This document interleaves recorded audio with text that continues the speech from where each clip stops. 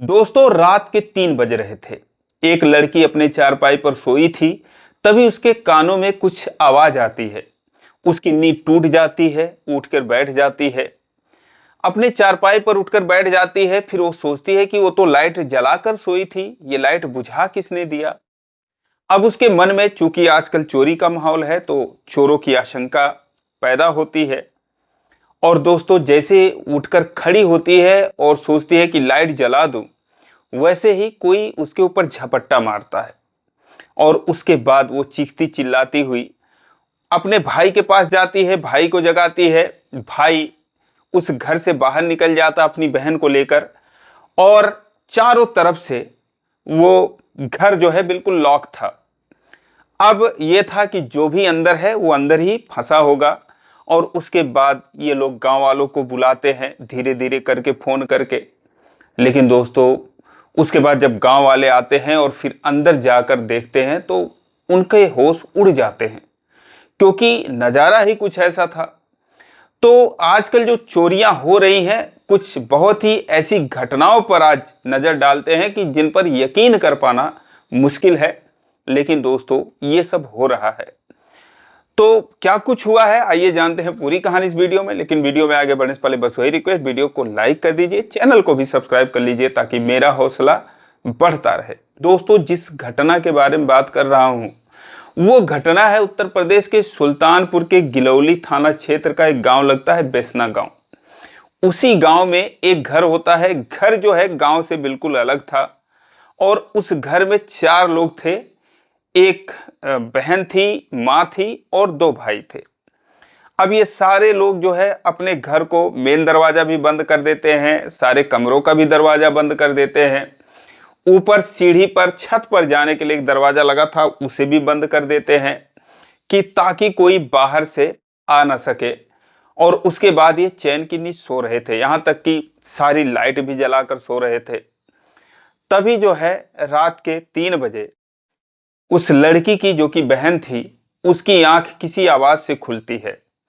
आंख खुलती है तो देखती है कि लाइट उसने जला रखी थी, ये लाइट कैसे बुझी हुई है। फिलहाल वो सोचती है कहीं बल्ब वगैरह तो नहीं फ्यूज हो गया। उसके बाद फिर वो उस बोर्ड की तरफ बढ़ती है और साथ में डर भी रही थी कि चोरी का माहौल है, कुछ भी हो सकता है। तो दोस्तों, जैसे वो सोच ही रही थी, वैसे उसके ऊपर वास्तव में वहां पर चोर था। वो झपट्टा मारता है। झपट्टा जब मारता है तो वो कुछ कोई नुकीली चीज ले रखा था, और जिससे उसका जो सूट था वो फट जाता है। बाह से पकड़ता है तो बाह से फट जाता है। और उसके बाद जब फिर वो आगे बढ़ती है तो पीछे से पकड़ता है, तो पीछे से जो उसका सूट था वो भी फट जाता है। उसके बाद वो घबरा कर जाती है। उसका भाई जो है वो भी सोया हुआ था, माँ भी सोई हुई थी। भाई से वो कहती है कि भाई, घर में जो है वो चोर घुस आया है। अब वो लाइट नहीं जलाती है, डायरेक्ट अपने भाई के चारपाई तक, वो जानती थी, वहां तक पहुंच जाती है। भाई जब उठता है तो घबराता है और माँ को जगाता है। फिर ये लोग धीरे से दरवाजे से बाहर निकलते हैं और फिर बाहर से वो दरवाजा बंद कर देते हैं। अब उन्हें पूरी तरीके से आश्वस्त हो चुके थे कि घर के अंदर जो है वो चोर है। छत पर भी जो दरवाजा है बंद है। तो माँ कहती है कि शोर मचा दो, लोगों को बुला लो। लेकिन एक समस्या ये थी कि जो भाई था वो, दोस्तों, एक और भाई था, उसका एक्सीडेंट हो गया था। नोएडा में वो कमाता था और वो जो है गांव आया हुआ था। उसके पैर में फ्रैक्चर था, तो वो भागने में असमर्थ था, बिल्कुल वो चल फिर भी नहीं पाता था अपने पैरों से। तो भाई सोचता है कि अगर मैं शोर मचा देता हूं तो एक भाई अंदर ही फंसा है, उसके ऊपर वो हमला कर सकता है, चूंकि उसके हाथ में जो है वो धारदार कुछ है, ताकि जिससे इसका सूट फटा हुआ है, तो उसी से कहीं वो भाई के ऊपर हमला ना कर दे। इसीलिए वो शोर नहीं मचाता है। फिलहाल जो फोन था, वो फोन लेकर ही वो बाहर भागता है। वो जो है गांव के लोगों को फोन करता है कि भाई आ जाओ, मेरे घर में जो है वो चोर है। अच्छा, उन्हीं के घर में जो उनकी माँ थी, वो सारे गहने जो थे वो उन्होंने चारपाई के नीचे, वही भाई जो सोया हुआ था, जिसके पैर में फ्रैक्चर था, उसी चारपाई के सिरहाने में उन्होंने जमीन खोद कर और करीब 1 फुट नीचे गाड़ रखा था। तो अब वो जो है पूरे गांव वालों को, जो भाई है वो बुलाता है और धीरे धीरे सारे लोग आते हैं। किसी की हिम्मत नहीं हो रही थी घर में घुसने की। फिलहाल वो भाई को आवाज लगाता है कि भाई ठीक तो है, जिस भाई के पैर में फ्रैक्चर है वो अंदर सोया है। लेकिन दोस्तों वो कुछ बोलता नहीं है। अब इन लोगों के मन में और डर पैदा होता है कि कहीं उस भाई के साथ तो कुछ नहीं कर दिया इसने, क्योंकि वो इस तरीके से भी नहीं सोता था कि उसकी आंख ना खुले। सारे लोग बुलाते हैं।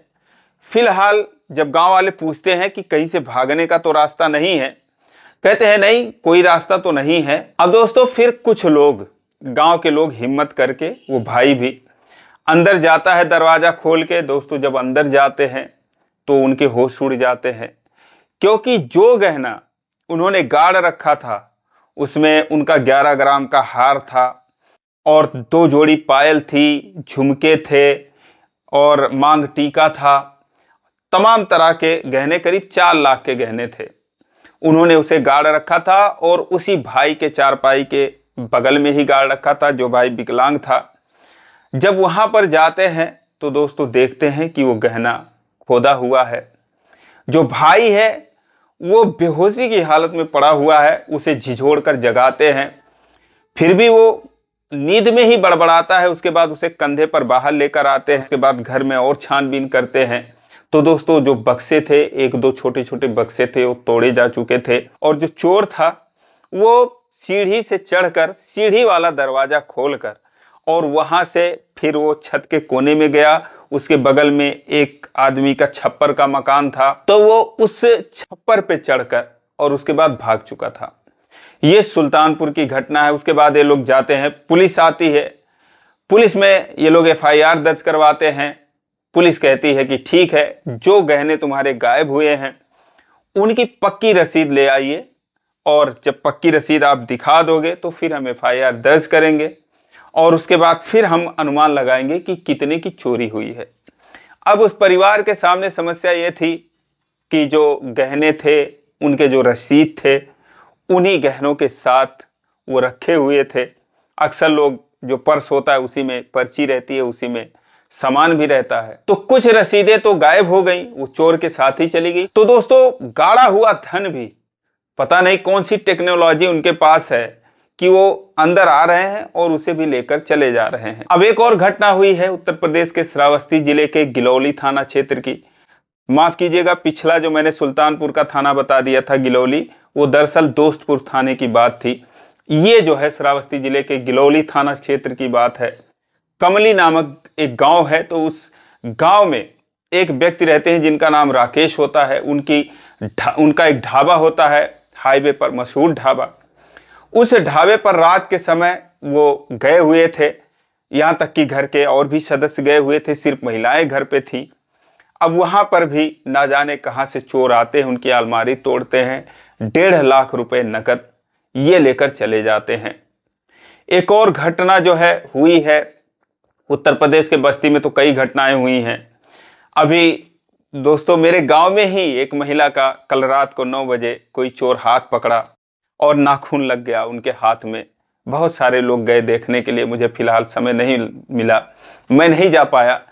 लेकिन अब उनका हाथ पकड़ लिया, उनके हाथ में उसके नाखून का या कोई चीज था। रात के 9 बजे खरोंच लोगों ने देखा तो गांव में दहशत फैला हुआ है। पास ही में एक और गांव है जहां पर एक महिला जो है, अभी मैंने बताया कल अपने दूसरे वाले चैनल के वीडियो में, कि वो कूड़ा फेंकने के लिए गई थी और सुबह के 9 ही बजे जैसे कूड़ा फेंकने के लिए घर के पीछे जाती हैं, उनके घर से सटा हुआ गन्ने का खेत है, जैसे वो कूड़ा फेंक रही थी तभी गन्ने से निकलकर एक युवक आता है।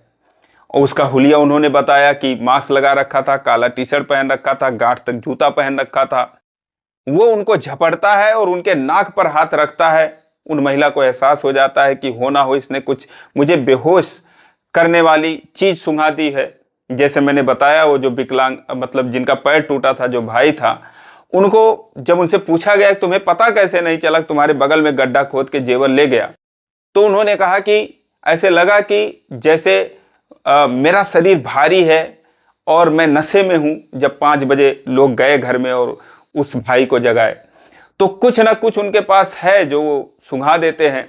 तो वैसे ही उस महिला के हाथ पर नाक पर जब उसने हाथ रखा, समझ गई कि शायद इसने कुछ मुझे सुंघा दिया है। फिलहाल 2-4 सेकंड में उसे छुड़ा कर वो भाग कर अपने ओसारे में आती हैं, बरामदे में आती हैं और वहां पर गिरती हैं, बेहोश हो जाती हैं। और दिन भर वो 2-3 बार बेहोश हो गई। दहशत भी था, डर भी था और साथ ही में उसका वो हुलिया उन्हें याद आ रहा था, परेशान कर रहा था। तो चोरियां हो रही हैं। उन्नाव की खबर आप लोगों को पता होगी। 3 लोग आए और एक महिला से बोले, चाची जरा दरवाजा खोलिए। वो जो है मेन गेट खोल देती हैं और उसके बाद उनको बंधक बना लेते हैं, हाथ पैर बांध देते हैं, मुंह पर कपड़ा लपेट देते हैं, उन्हें एक जगह लुढ़का देते हैं, किचन में ले जाकर बंद कर देते हैं और उसके बाद फिर जो है उस मंजिल पर लूटपाट करते हैं। ऊपर की मंजिल पर भी जाते हैं। वहां पर भी एक महिला थी, खाना खा रही थी, उनके भी नाक पर कुछ सुंघा दिया और उसके बाद फिर उनका भी हाथ पैर बांध दिया और आंख पर पट्टी बांध दी, मुंह पर टेप लगा दिया और उनके घर में 10 लाख रुपए नकद, 20 लाख रुपए का ज्वेलरी और पिस्टल जो कि लाइसेंसी रिवॉल्वर थी, ये लूट कर फरार हो गए। तो ऐसी बहुत सी घटनाएं हैं जो कि हो रही हैं। तो सतर्क रहने की जरूरत है, सावधान रहने की जरूरत है। आप जो है लाइट जलाकर सोएं, साथ में हो सके तो टॉर्च लेकर भी सोएं जिनके पास मोबाइल ना हो। अगर मोबाइल है भी तो टॉर्च रहे तो और भी बेहतर है।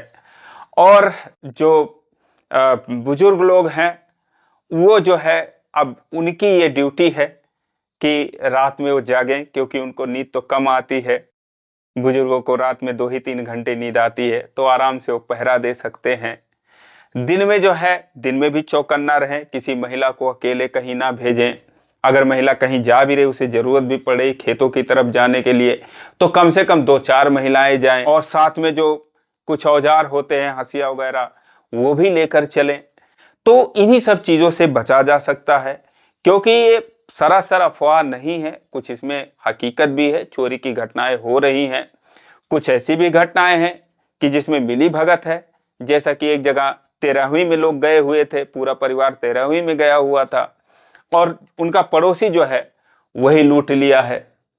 उसके बाद 53,000 रुपये लूट लिया था। पुलिस आती है, उसे बरामद करती है, मामले का खुलासा करती है। हाल ही में एक महिला जो है वो खुद ही अपने घर में जो है वो सेंध कटवा देती है, अपने प्रेमी के द्वारा दीवार कटवा देती है। तो कुछ हकीकत है, कुछ अफवाह है, लेकिन फिर भी आपको सावधान रहने की जरूरत है। तो दोस्तों, चोरी से बचने का बस एक ही उपाय है कि हो सके तो रात भर जगें और दिन में भी चौकन्ने रहें, क्योंकि दिन दहाड़े भी घटनाएं हो रही हैं। तो दोस्तों, आपकी इन चोरियों पर क्या राय है, कमेंट में जरूर लिखें। और आज के लिए बस इतना ही। फिलहाल वीडियो को लाइक कर दीजिए। फिर मिलेंगे अगले वीडियो में, तब तक के लिए जय हिंद।